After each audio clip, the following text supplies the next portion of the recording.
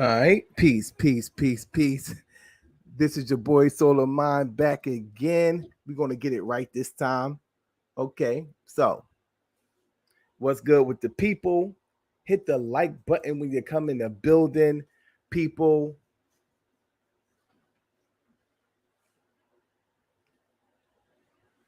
This is your boy Solar Mind, and we're going to get into real quick aspects of Project 2025. As what I said earlier, we had a stream that I done. We were talking about the attempted assassination on Donald Trump and the implications of the conservative that in which Donald Trump is. Once he gets into office, some policies that are said to be implemented. And you can look at the Project 2025. This is something that was constructed by the Heritage Foundation and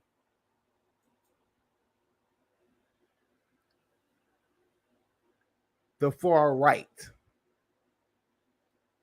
I made a correlation to what the new American 20th century, the new American 20th century. I think that the document was called, and it was being done by neoconservatives in the early 2000s. I think they created the document in the late 90s, and in that document, it was pretty much foretelling the tragic events that occurred during 9/11, right?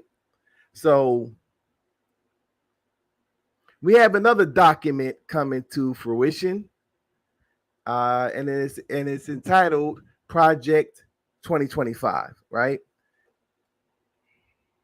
Some of the things that they want to implement is tougher abortion laws, restricting abortion, and we're going to get into this whole thing, and then we're going to go back because we always got to have historical reference in terms of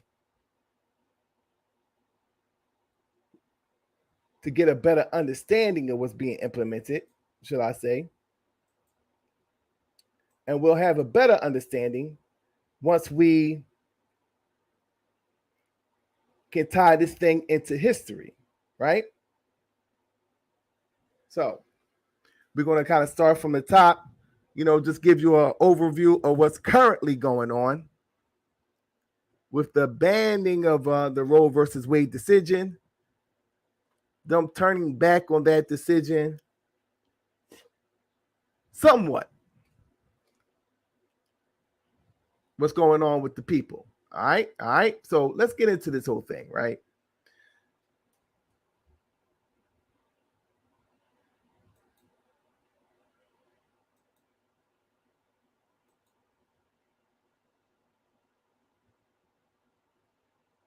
All right, so let me go ahead and share this screen again.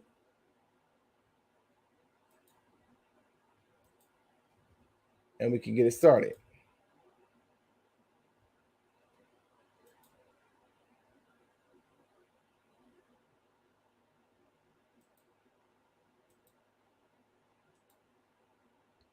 All right, so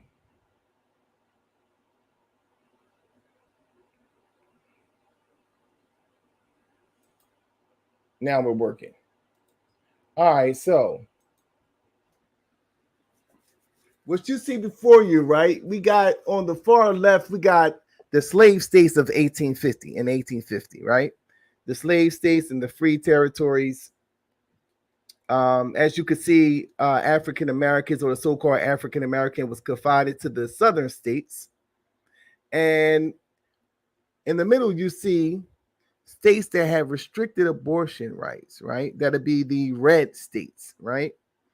And that is kind of restricted to the South as well. And the black population will be on your far right. And you can see the states that has the largest population of black people. It's good once again in the South. So when you're talking about population control, you see that the way they designed this whole Democratic, Republican, liberal, conservative deal, right? Because I don't really deal too much within that, because ultimately they're two wings on the same bird. But the way they design this thing, they make it into a liberal conservative talking point when you're talking about the restriction or the overturning of the Roe versus Wade decision. So what you see is on the East Coast and the West Coast, and that middle, when we're talking about specifically like Chicago, right? Illinois, you see that they still can have abortion, right? And we know that when you're talking about the black population, that the black population in today's America is really confined in major cities, right? So when you're looking at the top major cities within the United States, you see that most of the major cities are residing in states that still allow for abortion. So what you see is a form of negative eugenics being done using the liberal or conservative, I guess you could say, disguise. They're cloaking this thing into, political talking points, while at the same time implementing forms of negative eugenics on the black population. Because, like what I just said, these black populations are confided within these large cities within the United States. So, cities like Chicago, Detroit, New York, Jersey, Philadelphia, DC, Atlanta, Miami, Oakland, Los Angeles, they can still get abortion freely. Now, the strict abortion laws or the overturning, where they place total bans, it's within those southern states going into that middle America, right? So you have about 4 of the major cities that's heavily populated by blacks. That'll be St. Louis, Memphis, New Orleans, and Birmingham. Those are the 4 cities that has a solid number of black people residing in those cities that are in states with strict abortion laws, right? So that's something to keep in mind in terms of what you see being implemented within that Project 2025, right? But there's a historical aspect to this whole thing, and that's really how I was able to crack the code.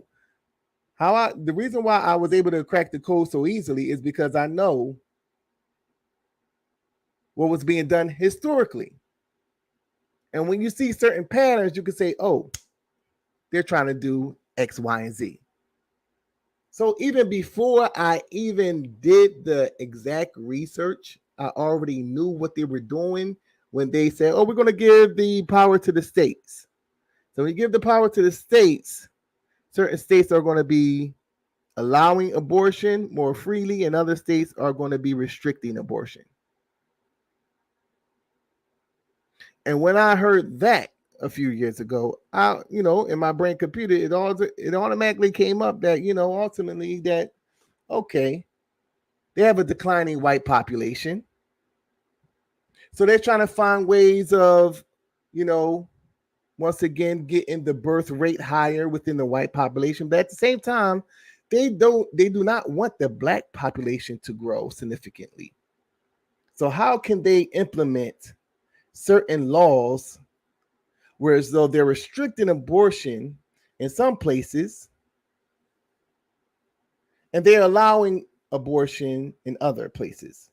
Now, we can dig into this even deeper by just going into these major cities and seeing where the abortion clinics are strategically placed. And you will see that ultimately that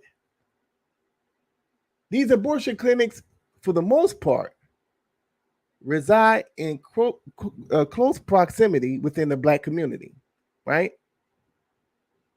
So that's something that I just wanted to point out, right? Before I get into the presentation. Do know that you live in a system of white supremacy. And that if you don't understand that, then everything else will only confuse you. You will only be confused. When you're dealing with this whole thing with the Democrat and Republican, and you're trying to, get into the talking points of this beast. You think this thing is about conservative and liberal and all that bullshit. Look, let me tell you. You live in a system of white supremacy. This thing has been controlled for the last 500 years and maintained by white supremacists. Make no bones about it. So what you see right now is the maintenance of white supremacy. They could, merge this thing into politics, and you can see, this thing being done on a more strategic level. They don't have to be as harsh as they were in the early 20th century. They can make you think that this is the right to choose. This is why you have to be knowledgeable about the historical aspect of eugenics and population control, because you could tie this thing in very easily when you have that understanding. All right. So now we got to go back historically.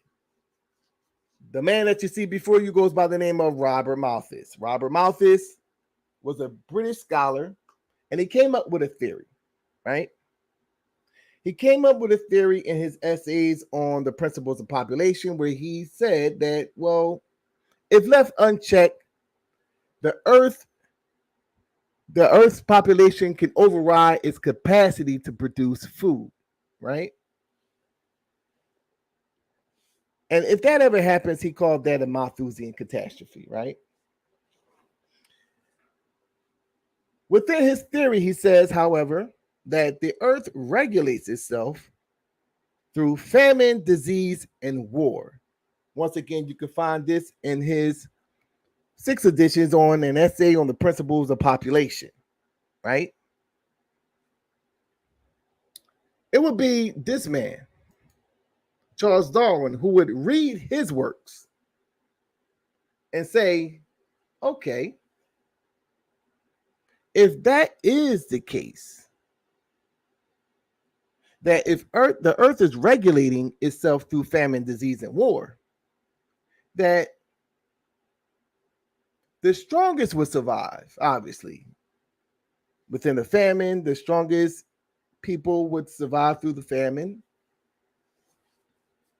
Through disease, obviously, the person with the better disease will survive. With the better immunity to the disease will survive. And in warfare, the more superior group of people will be able to survive within war. So this would prompt him to do research and eventually create the works that we know as The Origin of Species by means of natural selection, or the preservation of favored races in the struggle for life. What is this struggle that he speaks on? And who are the favored races that this man is speaking of? Now, within the book,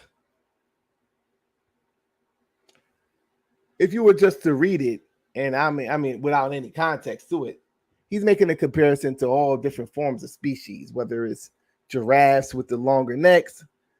They have better access to the food, so they tend to be the giraffes that survive. He even goes down to the cabbage, certain aspects of the cabbage that will make this cabbage superior to that cabbage. He talks about bats and all different types of species, right? So on face value, you could say, and this is a argument that Uncle Cat proposed. He says that, well, this is talking about all species. Not really. He's posing an argument. He's suggesting that if this goes on in all other species, that it's definitely going on within the human species. Because you're talking about, the favorite races in the struggle for life. So we're going to get into exactly who Darwin was referring to when he was speaking of these favored races, right? This is a quote from Charles Darwin. He says, at some future period, not very distant as measured by centuries, the civilized races of man will almost certainly exterminate and replace the savage races throughout the world. I don't think he's talking about giraffes. I don't think he's talking about bats or cabbage. I think he's talking about human beings. Because I wouldn't call you have to show me a savage giraffe, Who's the savage cabbage that he speaks of? No, he's speaking of human beings, right? Let's go some more into, the statement that was made by Charles Darwin. He says, at some future period, not very distant as measured by centuries, the civilized races of man would almost certainly exterminate and replace throughout the world the savage races. At the same time, the anthropomorphous apes, as Professor Schaffenhausen has remarked, will no doubt be exterminated. The break will then be rendered wider, for it will intervene between man and a more civilized state, as we may hope then the Caucasian and some ape as low as a baboon, instead of at present time between Negro or Australian and the gorilla. What is he saying in this statement?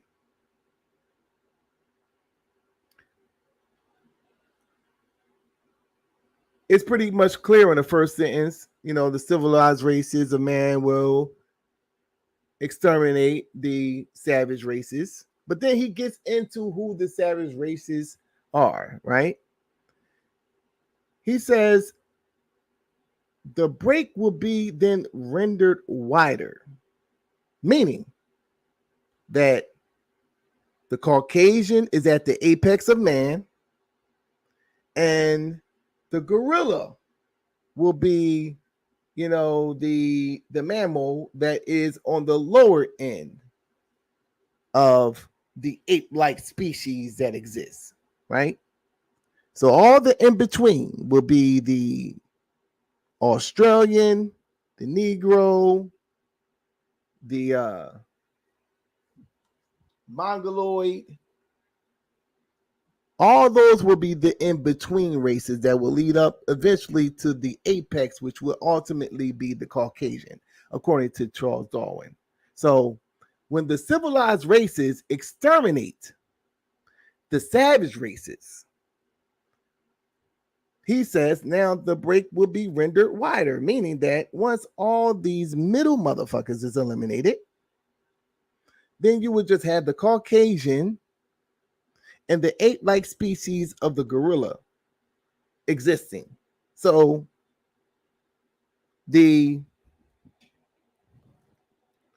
as what it said, the break will be then rendered wider between the Caucasian and the gorilla.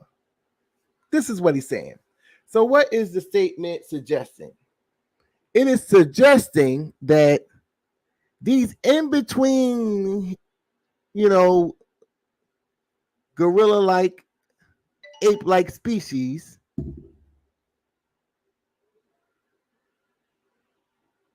Hold on 1 second.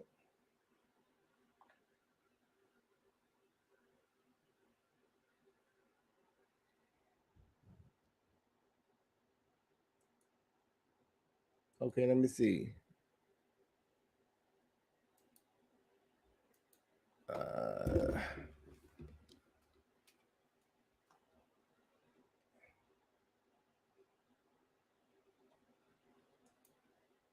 I guess we have to do it this way.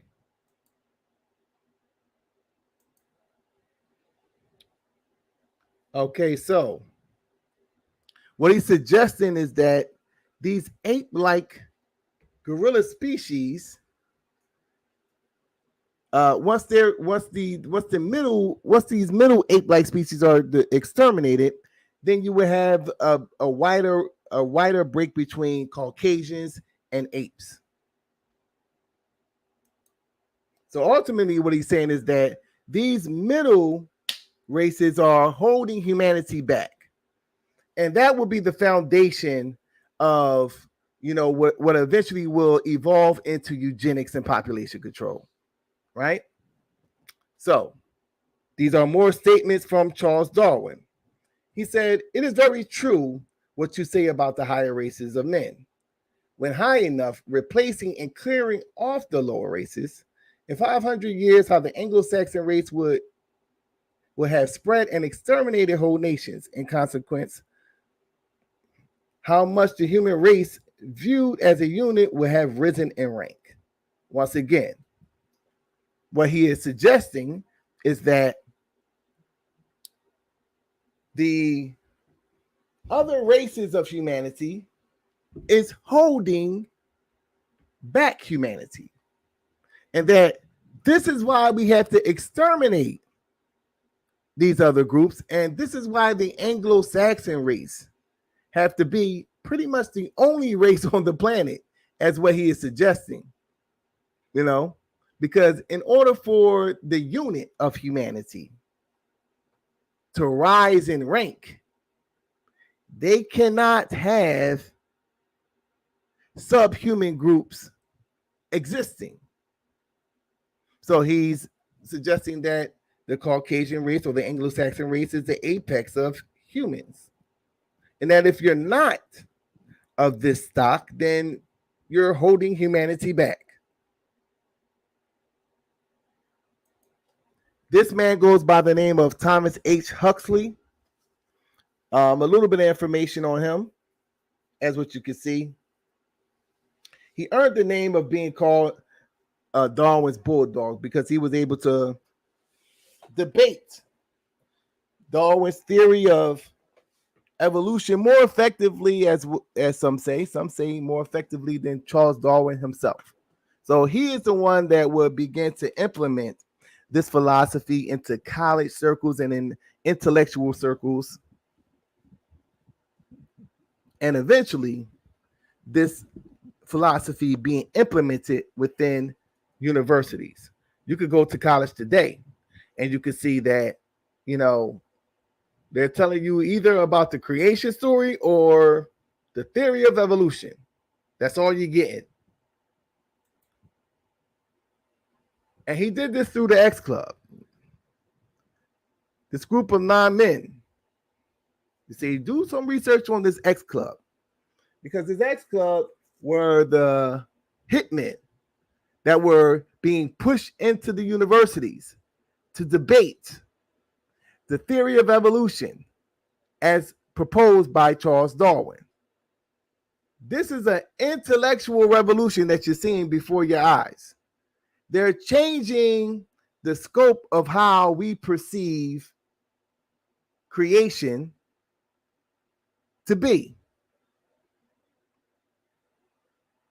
And it has a racial undertone to it.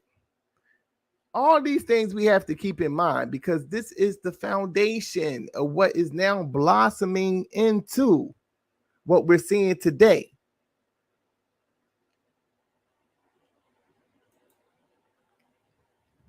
Now, not only that he was pushing the theory of evolution, he also coined the term agnostic, which I find to be very interesting. And those who are unaware of what agnosticism is. You see, it's the view that the existence of God, of the divine, or the supernatural is unknown or unknowable. So he's now questioning the existence of God as he's given a new theory as to how man was created. Now, all this could be, I guess, dealt with on a scientific level, but this is not the agenda of these men. The agenda is ultimately it's to scientifically prove or justify European expansion. It is giving them the quote unquote white right. This is why we are going to these different nations. This is why we are usurping indigenous cultures, because we're superior, and we're superior based off of the philosophies of Charles Darwin, which is suggesting that this thing is just a process of evolution. We're the more evolved species. Now, Francis Galton, this would be the cousin of Charles Darwin. He is the one that coined the term eugenics. He will in turn read the works of Charles Darwin, and then he will come up with his eugenic philosophy. He says in his memoirs that the origin of species had extinguished his Christian beliefs like a nightmare exposed to the light of day, and had aroused in him a spirit of rebellion against all ancient authorities whose positive and unauthenticated statements were contradicted by modern science. So it was through the works of Charles Darwin. Darwin was inspired by Robert Malthus. So you're seeing something that's being done. This is a movement that's being orchestrated. Now, eugenics plays a key role into what we're seeing today, because this is now the implementation of all the philosophies that has been spoken about over the centuries. So he has two forms of eugenics. Positive eugenics will be the procreation of who they deem to be of the superior stock. Unfortunately, this has racial implications. So they would suggest that the superior race will be the Anglo-Saxon or the Caucasian race. So according to how they see things, the Caucasian race should procreate, and the lesser stock, that in which it includes African Americans or Black people or Africans, or as what they call the Negroid, that stock should be prevented from procreating. So that would be a form of negative eugenics. All right, so understanding this, we could go back to this map. You see that the major cities that has the largest populations of Black people reside within states that still allow abortions. Only 4 of these cities, major cities, are in states that has strict abortion laws, meaning that they pretty much totally banned abortions. 4 of the 16. So what you're talking about is a form of population control and eugenics being implemented right before your eyes. And we don't see it that way because we're caught up in Democratic and Republican. We don't see it that way. It's because we're caught up in liberal and conservative talking points.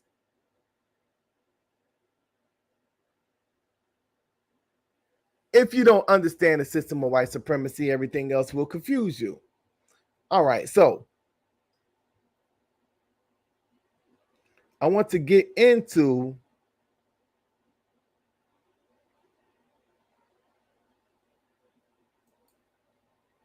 the implementation of modern eugenic philosophy, right? And in doing so, we would have to go to post World War II, right? This man goes by the name of Frederick Osborn. Now, after the fall of Nazi Germany, the term eugenics was viewed negatively by the public, and he will be the head of the American Eugenics Society at the time.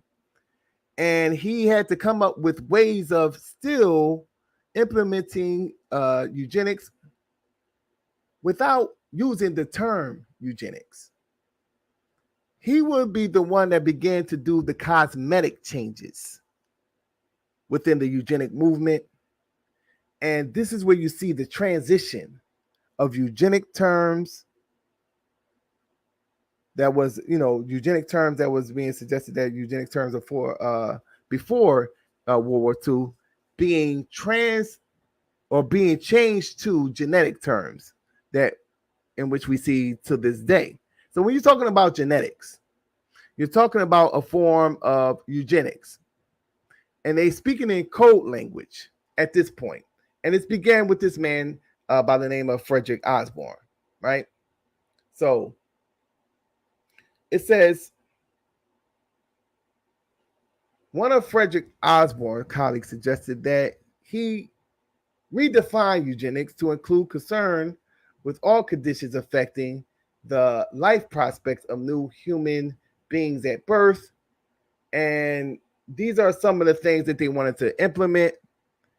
And one of the things is to, quote unquote, admit that the old eugenics was a pseudoscience designed for the best interests of the wealthy. So they made this into a classist thing, right? And then it says, not uttering a word or phrase that had eugenic connotations. The third was integrating eugenics into genetics. Once again, but that does not mean that Osborn's philosophy on eugenics into genetics. He simply knew he had to keep the American Eugenics Society alive by any means, including deception. So it wasn't that they no longer wanted to implement eugenics. They just had to change the name of eugenics due to the fact that the term eugenics just had bad connotation to it. All right, so he was able to implement these things, and the person that played a critical role in helping him implement this change of eugenics into genetics was this woman, Margaret Sanger. So Margaret Sanger, she played a critical role in the eugenic movement because she was able to merge this eugenic agenda into women's health. So she would be the feminist. This is why women like Hillary Clinton was comfortable with saying her name in terms of, women's health and women's rights.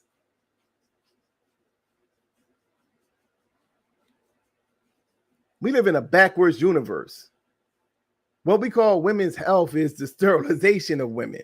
It is cloaked in women's health. So what they deem to be healthy for women is the sterilization, finding unique ways of sterilizing, preventing the births, something that women are supposed to do naturally. And we call that women's health. I find that to be very interesting. Nevertheless, she is the one that actually began to, make this into a women's rights issue. Margaret Sanger. She would be responsible for the Negro Project. These are some of the leaders that she recruited. Adam Clayton Powell Jr., W.E.B. Du Bois, Martin Luther King. And this is where you begin to see them actually using the church to, convince the black population that contraceptives and birth control is something that they should begin to entertain, right? So since at this time, black people was a little wary of how white people operated, and they kind of looked at them side eye. She came up with this Negro Project, is where if we could convince some of the black leaders of this, birth control, population control agenda, that they could actually be the ones that convince the masses of black people to be comfortable with population control and abortion. Understand that going into this day, that there was a series of things that was implemented for us to be where we're at today. Now we got the depot shots, we got the patch, we got the abortion, we got the day pill, the day after pill. There's all these ways of, that they have formed to, kill off potential births.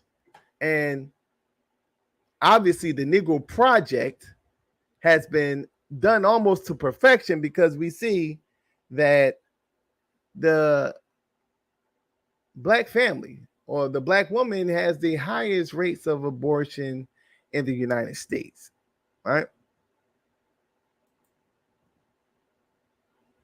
She is connected to the American Eugenics Society. She is connected to the birth control, institutions that was prominent in the early 20th century. It says, among the American Eugenics Society connected eugenicists whom Sanger actively recruited and involved in the early organizational work of her various projects were some of whom Daniel J. Kills calls the eugenic priesthood. So she's recruiting eugenicists. And as you can see at the bottom, Lothrop Stauder, he was the author of this book, The Rising Tide of Color in the World of White Supremacy. That will be the subtitle. The Rising Tide of Color in a World of White Supremacy. So he was a proponent of eugenics and population control.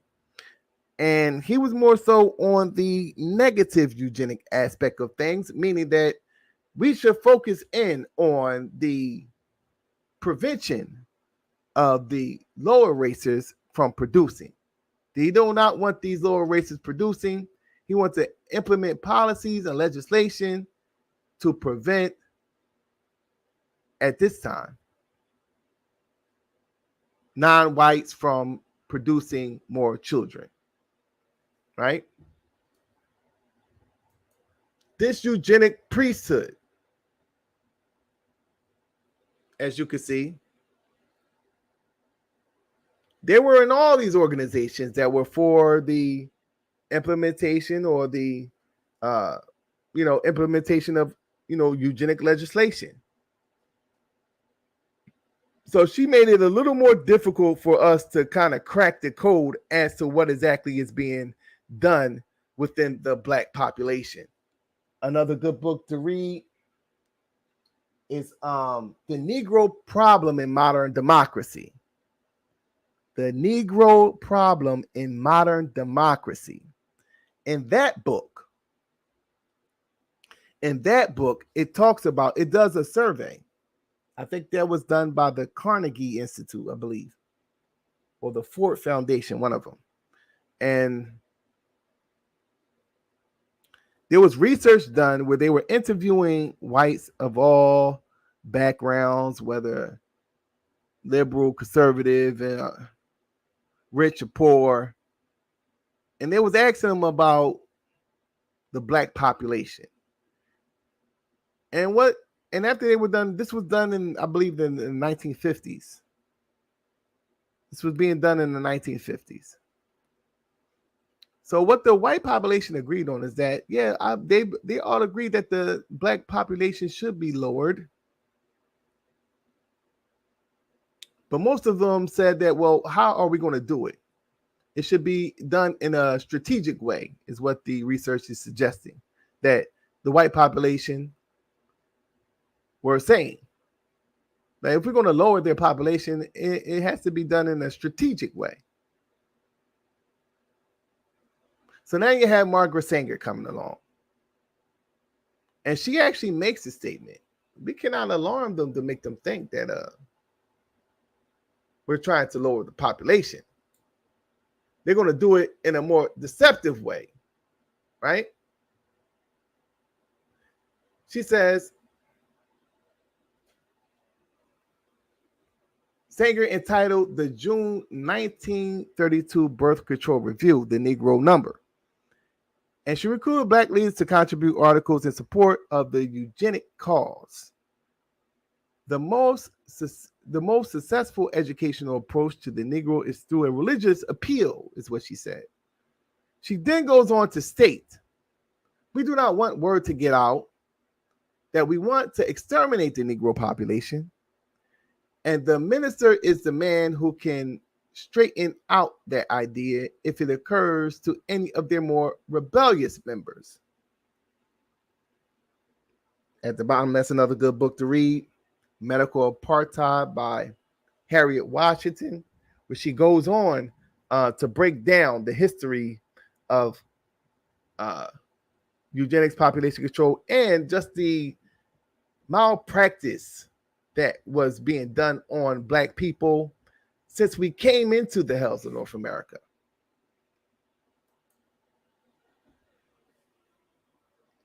We could get into the corporations that developed to further push the eugenic agenda. As you can see, Frederick Osborne, he was the head of the Eugenics Society. John D. Rockefeller, when you do research on the Rockefellers, they played a significant role in the development of Nazi Germany. A lot of them were in the secret organization, Skull and Bones. It would be Percy Rockefeller that would, smuggle weapons into Germany. The Rockefellers would be the financiers of the Kaiser Wilhelm Institutes, where they experimented on the so-called Jew. They helped fund Adolf Hitler. This is all documented stuff. John F. Dulles is one of the Dulles brothers, and they were lawyers in Nazi Germany. They played a significant role in I think it's John Foster Dulles. He was a lawyer in Nazi. They had a law firm in Nazi Germany, if I'm remembering correctly. So these would be the people that actually would create the population council. Think about that. The population council exists today. And when you look at all these people, right, all three of these men have a role in being for the promotion of eugenics and population control. And we know for a fact that two of them were supporters of Nazi Germany. So from the population council, this is where you get in the quote unquote shot, the NOR plant, the IUDs, etc.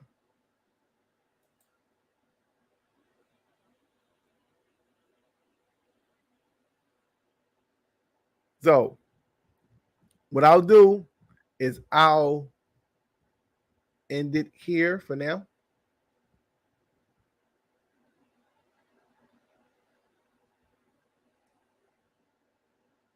I'll end it here for now. And we can get into this thing a little bit more in depth on a later date because it's getting kind of late. All right. So, shout out to the family. Okay, no doubt, no doubt. I see Chris in the building. TMKC. Erica is in the building. Akasha, what's going on? And Yame. Executive Sessions, what's going on? We'll get into this thing. a little more in depth on a later date. I just wanted to make my initial. I wanted to make my initial, presentation here on Blues Channel. So definitely just getting familiar with, how to do this thing with the software, man. The software is crazy. We got this thing going though. So shout out to the people. We're gonna try to be consistent over here on Blues Channel.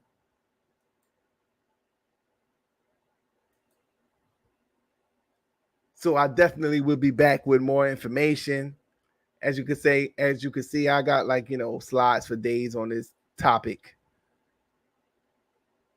But I did want to kind of tie this thing into what is going on currently with this whole thing when you're talking about this project 2025.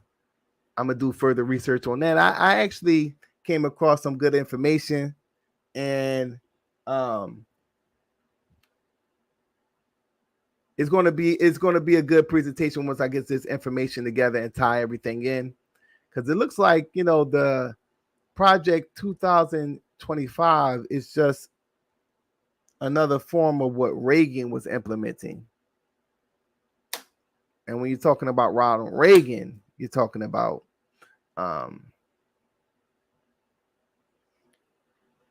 the person that was the governor of California at the height of the Black Panther movement.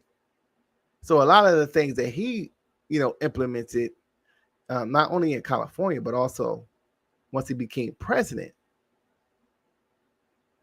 was centered around neutralizing those Black revolutionary movements, which once again goes into forms of population control. And this is where you have the crack epidemic, that in which began in California, ironically. The creation of the SWAT team. All these things that you see today began during this Reagan administration. So they want to use some of his philosophy within this 2025 project. This is why they're saying that, well, we can only implement this if we have a conservative in office. So when you're looking at all the theatrics surrounding what's going on with Donald Trump, like I said, that's the TMZ aspect of things. The quote unquote attempt assassination, even these presidential debates, half of the talking points that you see occurring within the mainstream media and even social media to a large degree. That's the TMZ aspect of the politics. The real politics is when you delve into global white supremacy. And when you're talking about the neutralizing of, the Black population, you're speaking of these same policies. So shout out to the family. We'll get back at you on a later date